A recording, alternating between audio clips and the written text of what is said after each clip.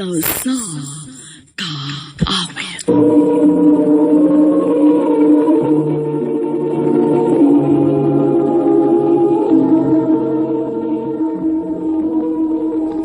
Ano pa daw sayang kaagi karon? Mao kining usa ka babae nga taga Lower Mohon, Talisay City, Cebu. Ang ito matatampo nagdasagan nga Tessa.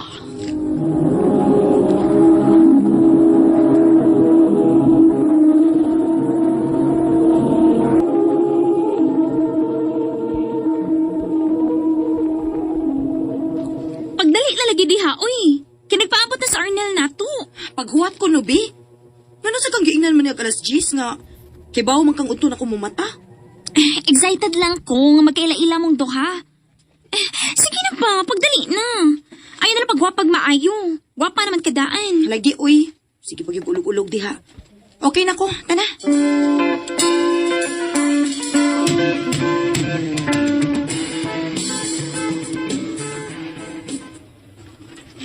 Pasensya gid kaayo nga nadugay mi ha.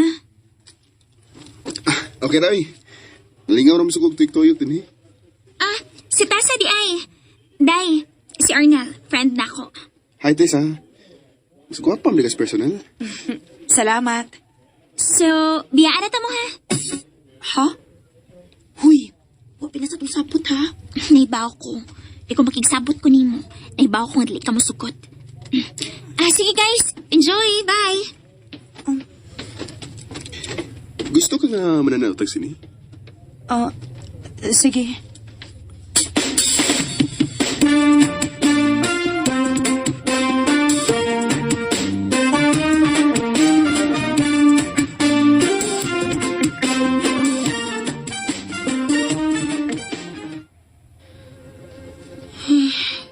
Naningas sa danin ni makatanaog sa lida, uy.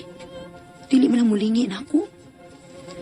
Di sad pareha sa uban ni mo aksyon og hikap sa akong kamot. Tess ha? Okay na ka? Sige lang tutok na good. Wara, uy. Sige na, tiwas na tagtanaw sa salida. Okay. Ipadayo na kachik tanaw, ay. Ay, ka-boring.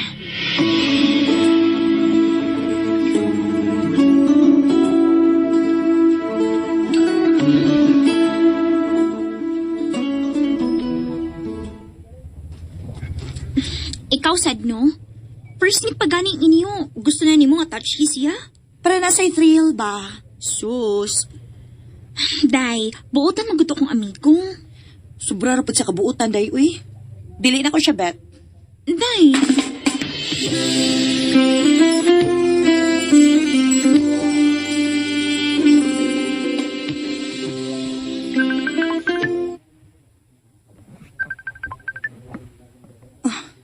Samo, kaning Arnel, uy. Magsige magpanawag. Bahala ni siya. Dili na ko tubagon.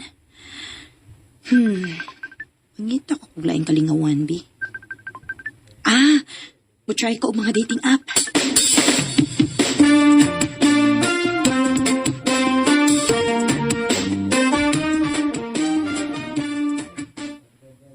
Mao ba? Nakaila-ilas dating app? Yes, day. Og, gwapo siya, day. Gusto na kong makakita niya sa personal. Ikaw bahala. Basta kay ako, ginagid ko mo pala ilaglain ni mo. Kaya basig imo ring i-ghost sama ni Arnel. Luoy ra ba kaayo? Sige, chat na ako. Yun sa Malaysia? Nangutan na kung wa ba ka makauyon niya. Klaro, ana. Pasag dito, uy. Ay, kaning usa may gusto na ko masuwayan, day. Makikita gyud ko ani niya.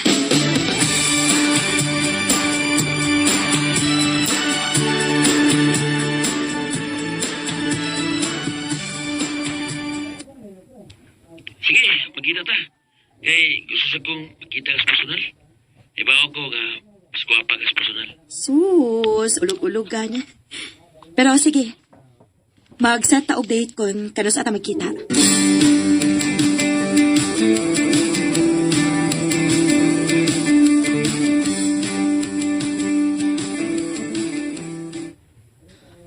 Asa naman ni siya? Hansa ng oras ako? Wala mo reply. Ingon kipadung na. Diin dyan ka ako niya. Di sad siguro eh. Paabot lang ako pila ka oras. Sure ko nga nairason nga nung nadugay siya.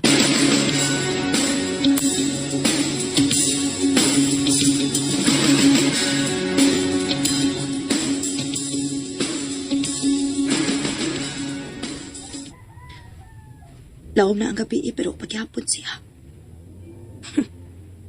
Salbahis. Wa si magunahon nga babae ko. Nga nagpaabot niya diri sa park. Oh. Bisit ba ya, uy? Niuwan pag yun. Mangita ko kapasilungan.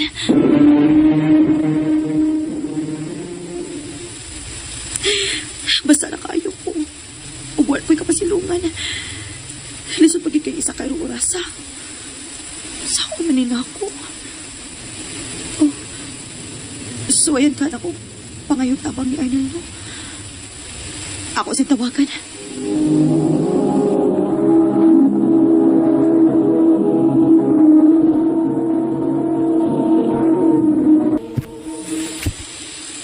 Nag-usap sa diha. Oh, kuan. Nisuroy lang. Mo ba? Pero, pandili ka makaanhi. Mabot ako. Parang ko rin. Oh.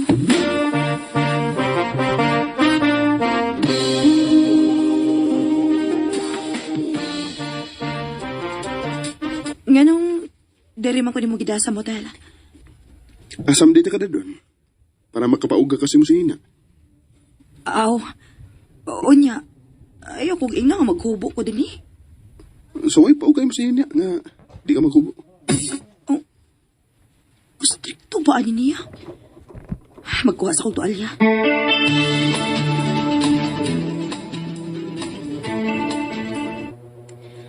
Medyo uga na siguro tong sinina na ko. Hello? Naminaw ka? Nagsige na kag tutok pero di ko di mo tubagon. Oh. Ay, nana.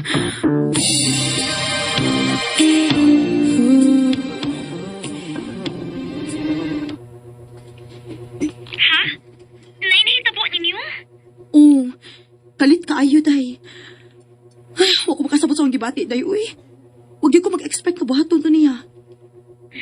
Di ba may gipangita nimo? Ang Cyril? Monggo! Entertain na nagbalik si Arnel.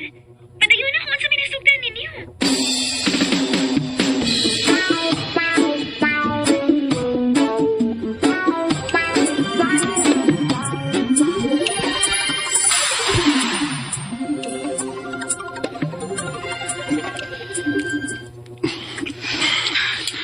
Tessa. Arnala.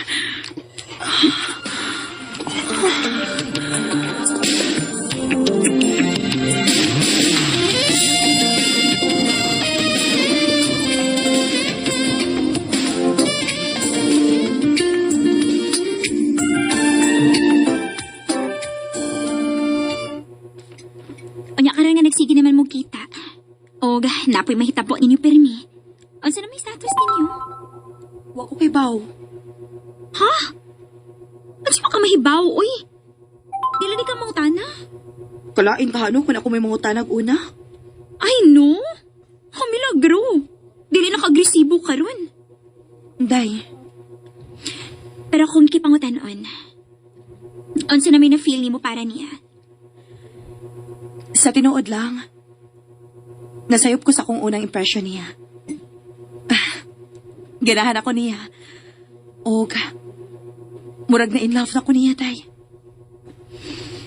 So, unsa pa may kipaabot ni mo? Sultihin na!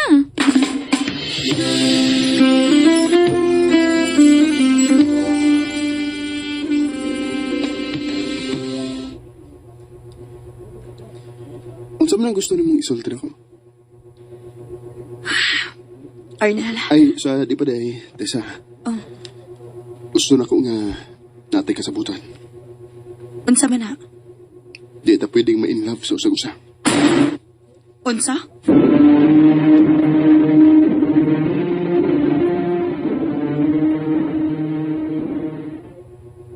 Ha? padayonon ninyo bisan og dili mo uyab? O, day. Kaya dili na sa ko gusto mawa siya na ako, day. Wow! Murag, ikaw na mo ay nagukod ni Arnel lagi, day. Dili na ko malikayan nga ma-in love niya. Maumusugot na lang ko nga, wa mi label, basta makakita lang git ko niya. Day, Tessa.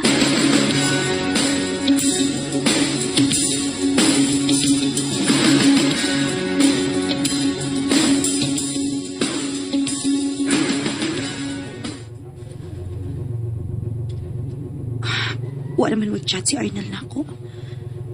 Busy siguro. Di lang sana ako sumukon.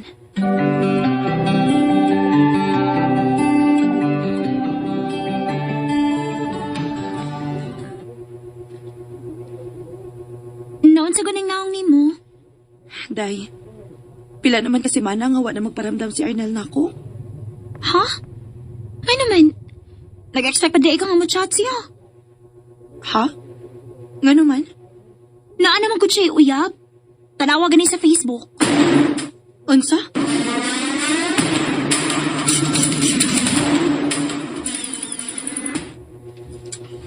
Oh, tinuod. May uyab na ko. Oh. Nga naman nagpapaga. Naglagot ko rin mo. Nga naman. Unsa mo gunita, ha? Di ba di man ta uyab? Wa tay label, Tessa. Ug diha ra ta kutob. Arnel, Ano ba ang tawag sa di ko nasyota? Pero kayakap ko naman sa gabi. Nagtatawanan, nagiinuman. Ibang-iba kung tayo'y magkatabi. Matagal na nasakitan yun ko sa gibuhat ni Arnel. Kaya syempre, na-in love naman ko niya. Pero wa ko'y katungod, kay wa mi label ming duha. Dili na lang kutob, ug daghang salamat sa pagtaganing akong tampo. More power, RMN. And ayan guys, handugan na po nato no ang laing episode karong adlaw diri sa handumanan sa usa ka awit. Sulat kaagi guys no ni kinsa to ni Tessa. Mas si Tessa guys no na nakaila nga ginganlan og Arnel. Gi-recommend siya sa iyang barkada guys no, pero sa sinugdanan wala siya gusto. Hindi siya gunahan guys, sobra kabuutan kay tan-aw niya kang Arnel, sobraan kabuutan. Pero nasayop siya guys kay kuan siya no. Buotan siya sa wala na sweeto, pero nasinati aniya guys. Babaero palaki no, ug manggagamit. May magagamit siya guys no, antod nga na full siya. Karon nga na full na siya, gibuwagan na siya. Pero lagi wala siya katungod no nga magsilos. Kay wala sila level. Friend lang sila no with benefits. Pero karon mahimo pag friend pabagi hapon sila sa usag-usa. Since nga gipinagpalit na siya no sa ibang nilalang, ibang babae no. Pero bisan pa man sa gibuhat guys no ni kuan ni Arnel, nasagpaan jud. Nasagpaan jud ni Tessa guys no si Arnel. Kay syempre may katungod man po siya nga masukugod malaparo kay kapila ba yan ni tabo nila nya karon nga kapila na niya na full na siya sa kalit-kalit lang no nga gipulihan siya og lain og maulay tingon sa laki wala siya katungod nga magsilos kay wala sila label angay sa atong patana guys no sa ilang kuan pananghigalaay or di tumatawag ng relasyon kay wala lagi label. Yata nang gikompranta no si Arnel kung unsa gyud ang ilang status.